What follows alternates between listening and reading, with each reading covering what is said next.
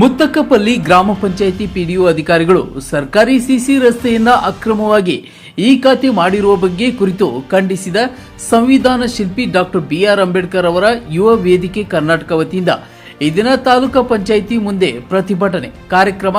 ಗೌರವಾನ್ವಿತ ಜಿಲ್ಲಾಧ್ಯಕ್ಷರು ಗೋವಿಂದಪ್ಪ ಹಾಗೂ ಜನರ ಪರ ಹೋರಾಟಗಾರ, ಜನಸಾಮಾನ್ಯರ ಸಮಸ್ಯೆಗಳ ಬಗ್ಗೆ ಧ್ವನಿ ಎತ್ತುವ ಜೈ ಭೀಮ್ ಶ್ರೀನಿವಾಸ ಸಂಸ್ಥಾಪಕ ಹಾಗೂ ಅಧ್ಯಕ್ಷರು, ಗೌರವ ಅಧ್ಯಕ್ಷರು ಕೃಷ್ಣಮೂರ್ತಿ, ಕೆಜಿಎಫ್ ತಾಲೂಕಾ ಅಧ್ಯಕ್ಷರು ಕಣ್ಣೂರು ರಾಜೇಶ್, ಪದಾಧಿಕಾರಿಗಳು ಸುಜಾತ, ಪದ್ದಮ್ಮ, ಶಿಲ್ಪಾ ಮತ್ತು ಊರಿನ ಜನಸಾಮಾನ್ಯರು ಹಾಗೂ ಸಂತೋಷ್ ಕುಟುಂಬದವರು ಉಪಸ್ಥಿತರಿದ್ದು ಈ ಪ್ರತಿಭಟನೆಯ ಮನವಿಯನ್ನ ಸಂಬಂಧಪಟ್ಟ ತಾಲೂಕಾ ಪಂಚಾಯಿತಿ ಕಾರ್ಯನಿರ್ವಹಣಾಧಿಕಾರಿಗಳು ಹಾಗೂ ತಾಲೂಕಾ ದಂಡಾಧಿಕಾರಿಗಳು ಸುಧೀಂದ್ರ ಅವರು ಅಕ್ರಮ ಮಾಡಿರುವ ಈ ಖಾತೆಯ ಬಗ್ಗೆ ಗಮನಕ್ಕೆ ತಂದು ಮನವಿ ಪತ್ರ ನೀಡಿದರು. ಈ ಸಂದರ್ಭದಲ್ಲಿ ಗೌರವಾನ್ವಿತ ರಾಜ್ಯಾಧ್ಯಕ್ಷರು ಸಂಸ್ಥಾಪಕರು ಜೈ ಭೀಮ್ ಶ್ರೀನಿವಾಸ್ ಅವರು ಮಾತನಾಡಿ, ಈ ದಿನ ತಾಲೂಕಾ ಪಂಚಾಯಿತಿ ಆವರಣದ ಮುಂದೆ ಪ್ರತಿಭಟನೆ ಹೋರಾಟ ಹಮ್ಮಿಕೊಂಡಿದ್ದು, ಈ ಖಾತೆ ಬಗ್ಗೆ ಮಾಡಿರುವ ಅಧಿಕಾರಿಗಳ ಬೇಜವಾಬ್ದಾರಿತನ, ಈ ದಿನ ಕಾರ್ಯನಿರ್ವಹಣಾ ಅಧಿಕಾರಿಗಳಾಗಲಿ ತಾಲೂಕಾ ದಂಡಾಧಿಕಾರಿಗಳಾಗಲಿ ನಮಗೆ ನ್ಯಾಯ ಕೊಡದ ಪಕ್ಷದಲ್ಲಿ ನಮ್ಮ ಹೋರಾಟ ಧರಣಿ ಹಮ್ಮಿಕೊಂಡಿದ್ದೇವೆ. ಅಧಿಕಾರಿಗಳ ನಮ್ಮ ಮನವಿ ಪತ್ರ ಇದರ ಬಗ್ಗೆ ತನಿಖೆ ಮಾಡಿ ನಮಗೆ ನ್ಯಾಯ ಮಾಡುತ್ತಾರೆ ಎಂಬುದಾಗಿ 10 ದಿನಗಳ ಕಾಲಾವಕಾಶ ನೀಡಿದ್ದು ಬಗೆಹರಿಸುತ್ತೇವೆ ಎಂಬುದಾಗಿ ತಿಳಿಸಿದರೆ, ಹಲವಾರು ಗ್ರಾಮ ಪಂಚಾಯಿತಿಗಳ ಅಕ್ರಮ ದುರುಪಯೋಗ ಪಡೆಯುತ್ತಿದ್ದು ಜಿಲ್ಲಾಡಳಿತ ಗಮನಕ್ಕೂ ಹರಿಸಿದರೂ ಪ್ರಯೋಜನವಿಲ್ಲ. ಲಕ್ಷಾಂತರ ರೂಪಾಯಿ ಹಣ ಲೂಟಿಗೆ ಕಡಿವಾಣ ಮಾಡಬೇಕು. ಇದರ ಬಗ್ಗೆ ಈಗಲಾದರೂ ಗಮನ ಹರಿಸಬೇಕು. ನಮಗೆ ನ್ಯಾಯ ಸಿಗದ ಪಕ್ಷದಲ್ಲಿ ನಮ್ಮ ಸಂಘಟನೆಯ ಉಗ್ರ ಹೋರಾಟ ಹಮ್ಮಿಕೊಳ್ಳುತ್ತೆ ಎಂಬುದಾಗಿ ಎಚ್ಚರಿಕೆಯನ್ನ ಅಧ್ಯಕ್ಷರು ನೀಡಿದರು. ಈ ಸಂದರ್ಭದಲ್ಲಿ ಗ್ರಾಮದ ವಾಸಿ ಸಂತೋಷ್ ಕುಮಾರ್ ಅವರು ಮಾತನಾಡಿ, 2019ರಲ್ಲಿ ಸರ್ಕಾರಿ ಜಾಗ ಈ ಖಾತೆ ಮಾಡಿರುವ ಬಗ್ಗೆ ತನಿಖೆ ಮಾಡಿ ಸಂಬಂಧಪಟ್ಟ ದಾಖಲೆಗಳನ್ನು ನೀಡಿದ್ದೇವೆ. ನಮಗೆ ಯಾವುದೇ ರೀತಿ ಸಹಕರಿಸಿಲ್ಲ. ಈ ದಿನ ನಮಗೆ ಸಂಘಟನೆಯ ಸಹಕಾರದಿಂದ ಪ್ರತಿಭಟನೆ ಕಾರ್ಯಕ್ರಮ ಹಮ್ಮಿಕೊಂಡಿದ್ದೇವೆ. ಈ ಸಂದರ್ಭದಲ್ಲಿ ಇಒ ಅವರು ಮಾತನಾಡಿ, ಜೈ ಭೀಮ್ ಶ್ರೀನಿವಾಸ್ ಅಧ್ಯಕ್ಷರು ಗ್ರಾಮದ ಸರ್ಕಾರಿ ಜಮೀನು ಈ ಸ್ವತ್ತು ಮಾಡಿರುವ ಗ್ರಾಮ ಪಂಚಾಯಿತಿ ಅಧಿಕಾರಿಗಳ ರದ್ದುಪಡಿಸಿ ಎಂಬುದಾಗಿ ಮನವಿ ಪತ್ರ ನೀಡಿದ್ದಾರೆ. ಈಗಾಗಲೇ ಪಂಚಾಯಿತಿ ಎಲ್ಲ ಅಧಿಕಾರಿಗಳು ಸ್ಟ್ರೈಕ್ನಲ್ಲಿದ್ದಾರೆ. ಅವರು ಬಂದ ತಕ್ಷಣ ಪಂಚಾಯಿತಿಗೆ ನಾವು ಭೇಟಿ ಮಾಡಿ ಹಾಗೂ ತಹಶೀಲ್ದಾರ್ ಅವರ ಜೊತೆಯಲ್ಲಿ ಭೇಟಿ ಮಾಡಿ ಗ್ರಾಮದ ಮುಖಂಡರು ಹಿರಿಯರ ಬಗ್ಗೆ ಚರ್ಚೆ ಮಾಡಿ ನಿಮಗೆ ನ್ಯಾಯ ದೊರಕಿಸುತ್ತೇವೆ. ಈಗಲಾದರೆ ಇದರ ಬಗ್ಗೆ ಪೂರ್ಣ ಮಾಹಿತಿಯನ್ನ ಪಡೆದಿದ್ದೇವೆ. ಅತಿ ಶೀಘ್ರದಲ್ಲಿ ನಿಮಗೆ ನ್ಯಾಯ ಕೊಡುವುದರಲ್ಲಿ ನಾವು ಸಹಕರಿಸುತ್ತೇವೆ ಎಂಬುದಾಗಿ ಅಧಿಕಾರಿಗಳ ಈ ಪ್ರತಿಭಟನೆ ಸಮಯದಲ್ಲಿ ಭರವಸೆ ನೀಡಿದರು. ನಮಗೆ ಈ ಡಾಕ್ಟರ್ ಬಿ ಆರ್ ಅಂಬೇಡ್ಕರ್ ಯುವಕರ ವೇದಿಕೆ ಸಂಘ ನಮಗೆ ಅನುಕೂಲ ಮಾಡಿಕೊಟ್ಟು ಮುಂದೆ ಬಂದು ನಮಗೆ ರಾಷ್ಟ್ರೀಯ ಅನುಕೂಲ ಮಾಡಿಕೊಡ್ತೀವಿ ಅಂತ ಭರವಸೆಯನ್ನು ನೀಡಿರುತ್ತಾರೆ. Thank you.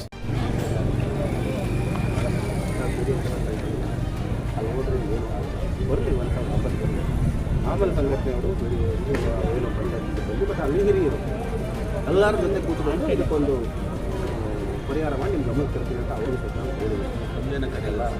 ಈಗ ನಾವು ಹಂಗಂತ ಪ್ರಯತ್ನ ಮಾಡಿಲ್ಲ ಅಂತಲ್ಲ, ನಾವು ನಮ್ಮಂತ ಎಷ್ಟು ಪ್ರಯತ್ನ ಮಾಡಿದ್ದೀವಿ, ಒಂದು ಹಂತದಲ್ಲಿ ನಿಲ್ಲಿಸಿದ್ದೀವಿ.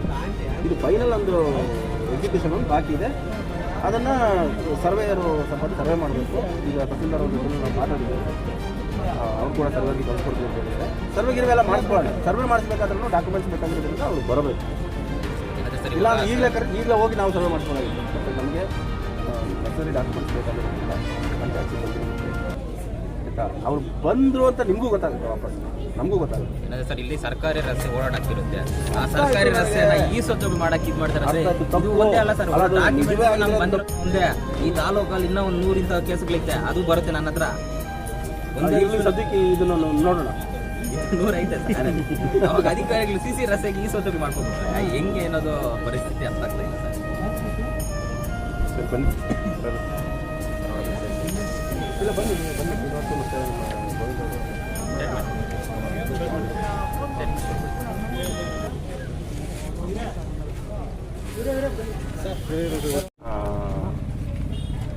ಜೈ ಭೀಮ್ ಶ್ರೀನಿವಾಸ್ ಅವರು ಸಂಸ್ಥಾಪಕ ಅಧ್ಯಕ್ಷರು.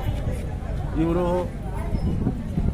ಶ್ರೀನಿವಾಸಪುರ ತಾಲೂಕು ಮುತ್ತಕ್ಕಪಲ್ಲಿ ಗ್ರಾಮ ಪಂಚಾಯತಿನಲ್ಲಿ ಒಂದು ಸರ್ಕಾರಿ ಸಿಸಿ ರಸ್ತೆಗೆ ಈ ಖಾತೆಯನ್ನು 2019 ಮಾಡಿರ್ತಾರೆ. ದಯಮಾಡಿ ಅದನ್ನು ನೀವು ರದ್ದುಪಡಿಸಬೇಕು ಅಂತ ನನ್ನ ಗಮನಕ್ಕೆ ಇವರು ಬಂದಿದ್ದಾರೆ.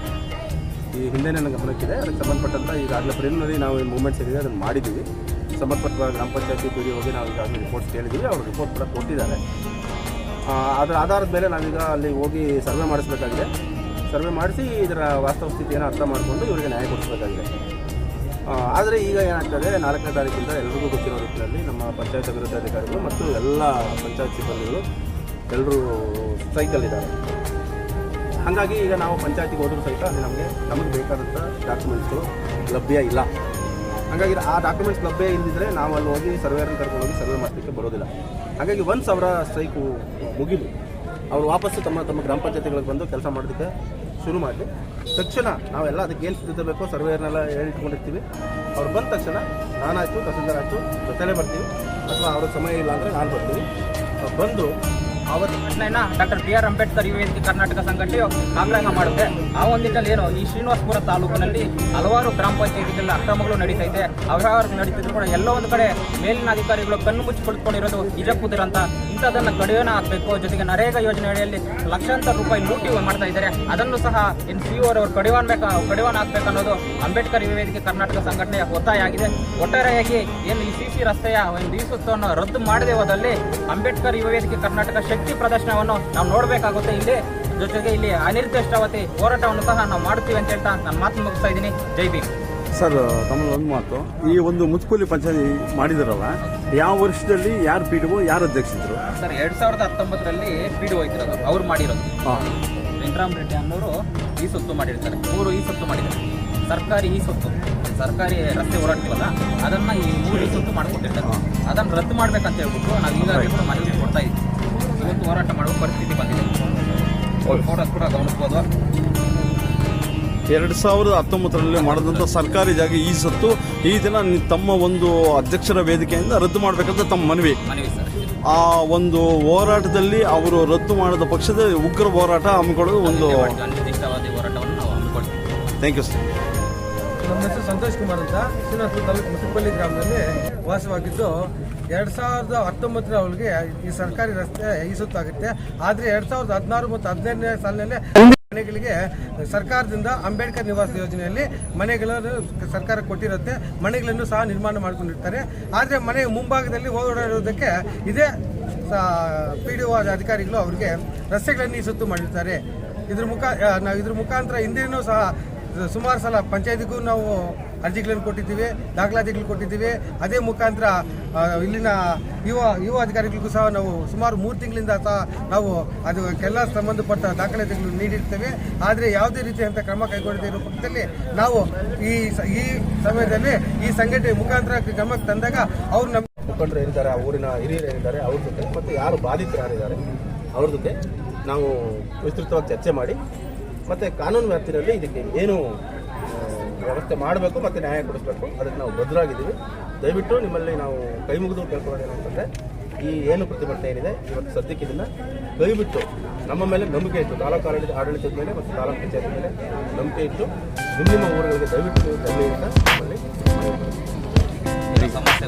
ಖಂಡಿತ ಬಗೆಹರಿಸ್ತೀವಿ. ಬಗೆಹರಿಸದೆ ಕೂತ್ಕೊಳ್ಳೋಕ್ಕಾಗೋದಿಲ್ಲ. ಇದನ್ನು ಬಗೆಹರಿಸ್ತೀವಿ. Srinivas, doctor B R Ambedkar ಯುವ ವೇದಿಕೆ ಕರ್ನಾಟಕ ಸಂಘಟನೆಯ ಸಂಸ್ಥಾಪಕ ಅಧ್ಯಕ್ಷರು. ಇವತ್ತೇನು ಡಾಕ್ಟರ್ ಬಿ ಆರ್ ಅಂಬೇಡ್ಕರ್ ಯುವ ವೇದಿಕೆ ಕರ್ನಾಟಕ ಸಂಘಟನೆಯಿಂದ ಕೋಲಾರ ಜಿಲ್ಲೆಯ ಶ್ರೀನಿವಾಸಪುರ ತಾಲೂಕಿನ ತಾಲೂಕು ಪಂಚಾಯಿತಿ ಮುಂಭಾಗದಲ್ಲಿ ಹೋರಾಟ ಮಾಡುತ್ತಿರುವ ಉದ್ದೇಶ ಏನಂದರೆ, ಅತ್ಯಂತ ಪ್ರಮುಖವಾಗಿ ಮುದುಕಪಲ್ಲಿ ಗ್ರಾಮ ಪಂಚಾಯಿತಿಯಲ್ಲಿ ನಡೆದಿರುವಂತಹ ಅಕ್ರಮಗಳಾಗಿರ್ಬೋದು, ಜೊತೆಗೆ ಏನು ಆ ಗ್ರಾಮದಲ್ಲಿ CC ರಸ್ತೆಗೆ ಈ ಸೊತ್ತು ಖಾತೆಯನ್ನ ಆ ಗ್ರಾಮ ಪಂಚಾಯಿತಿ ಅಧಿಕಾರಿಗಳು ಮಾಡಿಕೊಟ್ಟಿರ್ತಾರೆ. ಅದನ್ನ ವಿರೋಧಿಸಿ ಏನು ಈಗಾಗಲೇ ಏನು ಪಂಚಾಯತಿ ಅಧಿಕಾರಿಗಳು ಈ ಸೊತ್ತನ್ನು ರದ್ದು ಮಾಡ್ಬೇಕಂತ ಹೇಳ್ಬಿಟ್ಟು ನಾವು ಒಂದು 20 ದಿನ ಹಿಂದ್ಗಡೆ ಮನವಿ ಪತ್ರಗಳು ಕೂಡ ಕೊಟ್ಟಿದ್ವಿ. ಯಾವುದೇ ಕಾರಣಕ್ಕೂ ನಮಗೆ ನ್ಯಾಯ ಕೊಡದಿರೋ ಸಂದರ್ಭದಲ್ಲಿ ಇವತ್ತು ನಾವು ಹೋರಾಟ ಮಾಡುವ ಪರಿಸ್ಥಿತಿ ಬಂದಿದೆ. ಯಾಕಂದ್ರೆ ಸರ್ಕಾರಿ CC ರಸ್ತೆ ಆಗಿರುತ್ತೆ. ಓಡಾಡುವ CC ರಸ್ತೆಗೆ ಈ ಸೊತ್ತು ಖಾತೆಗಳನ್ನ ಮೂರು ಈ ಸೊತ್ತು ಖಾತೆಗಳು ಮಾಡಿರ್ತಾರೆ. ಅದು ಎಷ್ಟರ ಮಟ್ಟಿಗೆ ಇವ್ರ ಜವಾಬ್ದಾರಿ ಇದೆ ಅನ್ನೋದು ನಾವು ಯೋಚನೆ ಮಾಡಬೇಕಾಗಿದೆ ಬಂಧುಗಳೇ. ಆ ಒಂದು ನಿಟ್ಟಿನಲ್ಲಿ ಏನು ನಮಗೆ ತಹಸೀಲ್ದಾರ್ ಆಗಿರ್ಬೋದು, ತಾಲೂಕು ಪಂಚಾಯತ್ ಕಾರ್ಯನಿರ್ವಹಣಾಧಿಕಾರಿಗಳು ಕೂಡ ಒಂದು ಮಾತನ್ನು ಕೊಟ್ಟಿದ್ದಾರೆ. ಇನ್ನೇನು ಒಂದು 10 ದಿನದಲ್ಲಿ ಸಮಸ್ಯೆಯನ್ನು ಬಗೆಹರಿಸ್ತೀನಿ ಅಂತ ಹೇಳ್ಬಿಟ್ಟು ನಮ್ಗೆ ಮಾತು ಕೊಟ್ಟಿದ್ದಾರೆ. ಆ ಒಂದು ನಿಟ್ಟಿನಲ್ಲಿ ನಾವು ಹೋರಾಟವನ್ನು ಹಿಂದಕ್ಕೆ ತೆಗೆದುಕೊಳ್ತಾ ಇದ್ದೀವಿ. ಒಂದು ವೇಳೆ ಈ ಸಮಸ್ಯೆ ಏನಾದರೂ ಬಗೆಹರದೆ ಹೋದಲ್ಲಿ 10 ದಿನ ಆದಮೇಲೆ ಇದೇ ಅನಿರ್ದಿಷ್ಟ ಗಣಿ ಮಾಡಿಲ್ಲ ಅಂತಂದ್ರೆ ಆಯ್ತು, ನಾವು ಇಲ್ಲೇ ಊಟ ಇಲ್ಲೇ ತಿಂಡಿ ಇಲ್ಲ ಮುಗಿತೀವಿ. ನಾವು ಮಾಡ್ಕೊಡ್ತೀವಿ ಅಂದಮೇಲೆ ಮಾಡಲಿಲ್ಲ ಅಂತಂದ್ರೆ ನೀವು ಬರ್ತೀರಾ? ಹೇಳ್ಬೇಕಾಗಿಲ್ಲ. ನಮಗೆ ಅದು ಅರ್ಥ ಇದೆ, ಗೊತ್ತಿದೆ ನಮಗೆ. ಮುಂದೆ ನಾವು ಯಾವ ರೀತಿ ಪರಿಣಾಮ ನಡೆಸಬೇಕಾಗುತ್ತೆ ನಮಗೆ ಗೊತ್ತು.